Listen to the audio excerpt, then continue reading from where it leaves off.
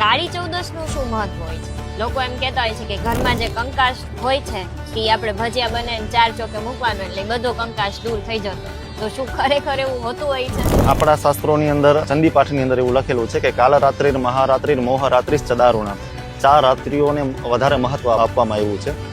એમાંથી કાળી ચૌદસ એમાં પણ રાત્રિનું મહત્વ છે. આ વખતે કાળી ચૌદસ આપણે 19 તારીખે રવિવારે છે, બપોરે 1:53 પછી કાળી ચૌદસ ચાલુ થાય છે. ખરેખર અત્યારે જોઈએ તો લોકવાયકા એકબીજાને જોઈને આવું બધું કરતા હોય છે કે ભાઈ ઘરનો કંકાસ આ છે તે છે. એવું કંઈ વાસ્તવિકતા શાસ્ત્રમાં એવી કંઈ લખેલી નથી. કાળી ચૌદસના દિવસે પૂજા થાય હનુમાનજી મહારાજની.